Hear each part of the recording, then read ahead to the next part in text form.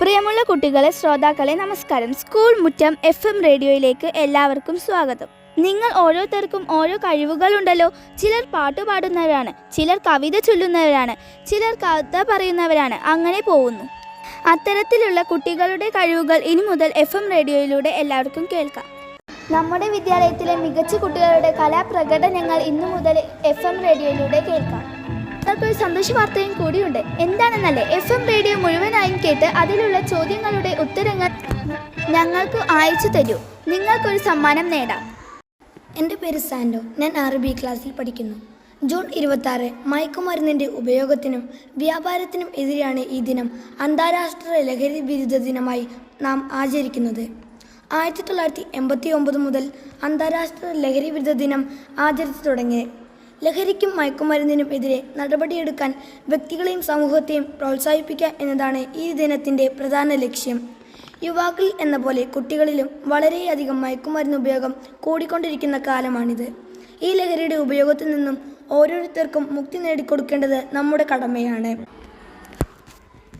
ലഹരിയുടെ ദൂഷ്യവശങ്ങൾ മനസ്സിലായാൽ മാത്രമാണ് നമുക്കിതിൻ്റെ ഉപയോഗത്തിൽ നിന്നും മറ്റുള്ളവരെ കുറയ്ക്കാൻ സാധിക്കുകയുള്ളൂ. നല്ല രീതിയിലുള്ള വിദ്യാഭ്യാസവും അറിവും ലഹരിയുടെ ഉപയോഗം കുറയ്ക്കാനുള്ള ഏറ്റവും നല്ല മാർഗമാണ്. പണ്ടുകാലങ്ങളിൽ യുവാക്കൾ മാത്രമാണ് ലഹരി ഉപയോഗിച്ചിരുന്നത്. എന്നാൽ ഇന്ന് ചെറിയ കുട്ടികൾ വരെ ഇതിൽ അടിമപ്പെട്ടിരിക്കുകയാണ്. മയക്കുമരുന്ന് ഉപയോഗം മൂലം വ്യക്തികൾക്കും കുടുംബങ്ങൾക്കും സമൂഹത്തിലുമുണ്ടാകുന്ന ദോഷഫലങ്ങളെക്കുറിച്ച് എല്ലാവരിലേക്കും ശ്രദ്ധ കൊണ്ടുവരിക എന്നതാണ് ഈ ദിനത്തിൻ്റെ മറ്റൊരു ലക്ഷ്യം. ലഹരി വസ്തുക്കളുടെ ഉപയോഗം കുറയ്ക്കുന്നതിന് വേണ്ടി കേരള സർക്കാർ ആരംഭിച്ച പദ്ധതിയാണ് വിമുക്തി. 2016 ഒക്ടോബർ മാസം 6-ാം തീയതി മുതലാണ് വിമുക്തി പദ്ധതിയുടെ പ്രവർത്തനങ്ങൾ ആരംഭിച്ചത്. മയക്കുമരുന്ന് ഉപയോഗം പോലെ അത് പ്രചരിപ്പിക്കുന്നതും ഒരു വലിയ തെറ്റ് തന്നെയാണ്. പരമാവധി 30 വർഷം വരെ കഠിന തടവ് ലഭിക്കും. മയക്കുമരുന്ന് ഒന്നിനും ഒരു ഉത്തരമല്ല എന്ന് ഓർമ്മിപ്പിച്ചു കൊള്ളുന്നു. ലഹരി വിമുക്ത സമൂഹം വിദൂരമല്ല എന്ന് പറഞ്ഞുകൊണ്ട് ഞാൻ നിർത്തുന്നു. എൻ്റെ പേര് അനുശ്രീ. ഞാൻ നിങ്ങൾക്ക് ഇന്ന് പരിചയപ്പെടുത്താൻ പോകുന്ന കുറച്ച് കടങ്കഥകളാണ്. ഒന്നാമത്തത്, അടയ്ക്കും തുറക്കും കിങ്ങിണിപ്പത്തായം. ഉത്തരം കണ്ണ്. 2, അങ്ങുരുണ്ട് അങ്ങേ വീട്ടിലെ മുത്തശ്ശിക്ക് ഇങ്ങേ വീട്ടിലെ മുറ്റമടി. ഉത്തരം ഇല്ലിമുള. 3, അങ്ങുരുണ്ട് ഇങ്ങുരുണ്ട് അങ്ങാടി മുറ്റത്തൊന്നുരുണ്ട്. ഉത്തരം കുരുമുളക്. 5, അച്ഛൻ മുള്ളൻ അമ്മ മിനുമിനു മോൾ മണിമണി. ഉത്തരം ചക്ക. 6, അച്ഛൻ തന്നൊരു ചോറ്റുള്ള തിന്നിട്ടും തിന്നിട്ടും തീരുന്നില്ല. ഉത്തരം അമ്മിക്കല്ല്. 7, കാള കിടക്കും കയറോടും. ഉത്തരം മത്തൻവള്ളി. ഞാൻ ആദിത്യ, 6 ക്ലാസ്സിൽ പഠിക്കുന്നു. ഇന്ന് ഞാൻ പറയാൻ പോണ കഥ കുസൃതിയായ മാൻ. ഒരു കാട്ടിൽ സമൃദ്ധമായ പുൽമേട്ടിൽ മീനു നടന്നിരുന്ന ഒരു കൂട്ടം മാനുകളും ഉണ്ടായിരുന്നു. കുസൃതിയായ ഒരു മാൻകുട്ടിയും അക്കൂട്ടത്തിലുണ്ടായിരുന്നു. ഒരു ദിവസം അവൻ്റെ അമ്മ ഗുരുതരനായ ഒരു മാനിനരികിലേക്ക് അവനെ കൊണ്ടുപോയി. അന്തരീക്ഷമൊക്കെ എന്താണ് ചെയ്യേണ്ടതെന്ന് ഗുരു അവനെ പഠിപ്പിച്ചു തുടങ്ങി. കുസൃതിയായ മാൻ അതൊന്നും ശ്രദ്ധിച്ചില്ല. കൊച്ചുകുട്ടികളെപ്പോലെ അവൻ ക്ലാസ്സുകൾ ഉഴപ്പാൻ തുടങ്ങി.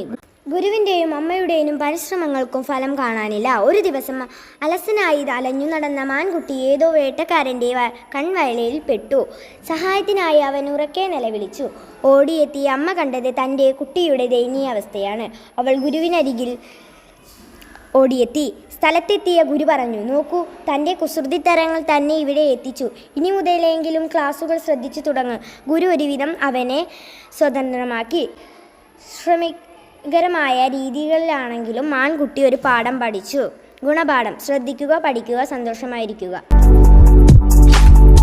എൻ്റെ പേര് രഹന. ഞാൻ അവതരിപ്പിക്കാൻ പോകുന്നത് ചിന്താവിഷയമാണ്. 4 കൂട്ടുകാർ. വളരെ കാലം മുമ്പ് ഒരു ചെറിയ ഗ്രാമത്തിൽ 4 കൂട്ടുകാർ ജീവിച്ചിരുന്നു. അവരുടെ പേര് രാമു, ഷാലു, കാലു, ലാലു എന്നിങ്ങനെ ആയിരുന്നു. ആദ്യത്തെ 3 ആളുകൾ വിദ്യ അപേക്ഷിച്ചവരായിരുന്നു. എന്നാൽ അവർ വിദ്വാൻമാർ ആയിട്ടാണ് അറിയപ്പെട്ടിരുന്നത്.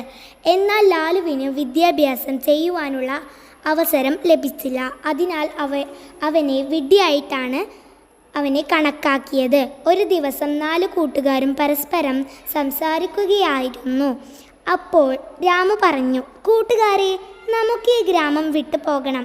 ശരി തന്നെ, ഇനി നമ്മൾ ഇവിടെ നിന്നിട്ട് വലിയ കാര്യമൊന്നുമില്ല. നമ്മളുടെ വിദ്യാഭ്യാസം കഴിഞ്ഞിരിക്കുന്നു. നഗരത്തിൽ പോയി നാം നമ്മുടെ ഭാവി സുന്ദരമാക്കാൻ ശ്രമിക്കുക. തന്നെ വേണം. നമ്മൾ വിദ്യാഭ്യസിച്ച വിദ്യന്മാരായി. പക്ഷേ ലാലു എന്തു ചെയ്യും? അവൻ വെറും വിഡ്ഢിയായിട്ടാണ്. അതിനാൽ നമ്മൾ മാത്രം നഗരത്തിൽ പോയാൽ മതി. അവൻ്റെ കാര്യം വിട്ടേക്ക്. ഇവരെന്നെ ഒഴിവാക്കുകയാണോ? അത് പറ്റുകയില്ല. ഞാനും നിങ്ങളുടെ കൂടെ വരും. എനിക്കും എൻ്റെ ഭാവി സുന്ദരമാക്കണം. എന്താ, ഞാനും നിങ്ങളുടെ കൂട്ടുകാരനല്ലേ? എന്നെ മാത്രം ഒഴിവാക്കിയിട്ട് നിങ്ങൾ മാത്രം പോകേണ്ട. അങ്ങനെ അവർ നഗരത്തിൽ പോയി. എൻ്റെ പേര് ഷഹീൻ. നമുക്ക് ഇന്ന് കുറച്ച് പൊതുവിജ്ഞാന ചോദ്യങ്ങൾ നോക്കാം. ഒന്നാമത്തെ ക്വസ്റ്റ്യൻ, സുവർണ ക്ഷേത്രം സ്ഥിതി ചെയ്യുന്നത് എവിടെ? രണ്ടാമത്തെ ക്വസ്റ്റ്യൻ, ഇന്ത്യയിൽ ജനസംഖ്യ കണക്കെടുപ്പ് നടക്കുന്നത് എത്ര വർഷം കൂടുമ്പോഴാണ്? മൂന്നാമത്തെ ക്വസ്റ്റ്യൻ, ഇന്ത്യയിൽ ആദ്യ കോവിഡ് റിപ്പോർട്ട് ചെയ്യപ്പെട്ട സംസ്ഥാനവും ജില്ലയും ഏത്? നാലാമത്തെ ക്വസ്റ്റ്യൻ, താജ്മഹൽ സ്ഥിതി ചെയ്യുന്നത് എവിടെയാണ്? കേരളത്തിലെ ഇപ്പോഴത്തെ വിദ്യാഭ്യാസ മന്ത്രി ആര്? ചോദ്യങ്ങളുടെ ഉത്തരങ്ങൾ ഞങ്ങളെ അറിയിക്കൂ. സമ്മാനം ഉറപ്പ്.